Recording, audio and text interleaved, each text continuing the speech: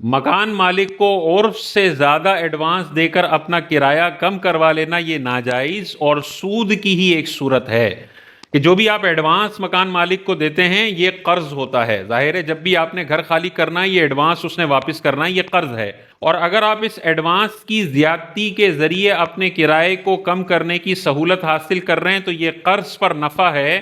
اور حضور علیہ الصلوۃ والسلام نے واضح طور پر ارشاد فرمایا ہر وہ قرضہ جو نفع کھینچتا ہے، فائدے تمہارے لیے کھینچتا ہے، یہ فائدے سود ہیں، حرام ہیں. تو عرف سے ہٹ کے اپنے کرائے کو بچانے کے لیے، کم کرنے کے لیے ایڈوانس بڑھا دینا یہ ناجائز طریقہ ہے. مثال کے طور پہ کسی ایریا کا رینٹ 30,000 روپے ہے اور ایڈوانس 1.5 لاکھ روپے ہے. اب مکان مالک یہ کہتا ہے کہ اگر تم مجھے 4.5 لاکھ روپے کا ایڈوانس دو نا تو تمہارا یہ کرایہ میں 20,000 روپے کر دوں گا. تو اگر یہ والا عرف وہاں پر رائج ہے، یہی ہوتا ہے کہ بھائی 30,000 روپے کرایہ اور 1.5 لاکھ روپے ایڈوانس ہے، اپنے گھر کی سیفٹی کے لیے میں لے رہا ہوں، یہ والا معاہدہ کرنا تو بالکل جائز ہے، اس میں کوئی حرج والی بات نہیں ہے.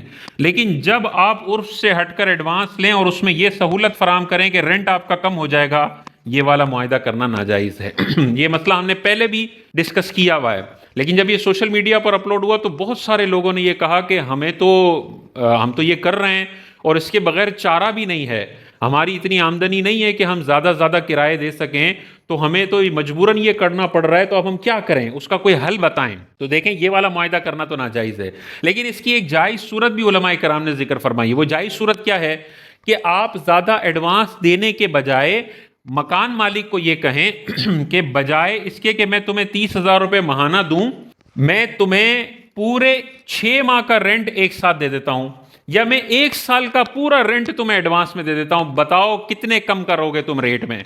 تو وہ کہے گا مثال کے طور پہ کہ 30,000 روپے مہینے کا رینٹ ہے، اگر تم مجھے پورے 1 سال کا رینٹ 3,60,000 روپے یک مشت دے دیتے ہو تو میں تمہیں ڈسکاؤنٹ دوں گا اور تم سے 3 لاکھ روپے لوں گا پورے سال کا رینٹ.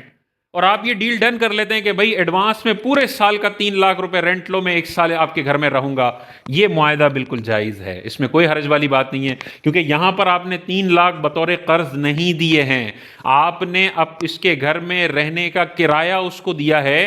جیسے پہلی تاریخ کو ہم اگر کرایہ دے رہے ہوں 1 مہینے کا، تو یہ بھی تو ایڈوانس ہے نا، کرایہ دینا جائز ہے. تو جیسے 1 مہینے کا ایڈوانس کرایہ دینا جائز ہے، ویسے 1 سال کا ایڈوانس کرایہ دینا بھی جائز ہے. اور اس کی مرضی ہے، وہ 3,60,000 کے بجائے مجھ سے 60,000 کا ڈسکاؤنٹ دے دے، اس کی چیز ہے، وہ سستی دینا چاہے سستی دے، وہ مفت میں دینا چاہے مفت میں دے، کوئی اس میں حرج والی بات نہیں ہے. ہاں اگر وہ مجھے گھر میں رہنے کی سہولت دے رہا ہے قرض کے بدلے تو پھر یہ سود اور حرام میں چلا جائے گا.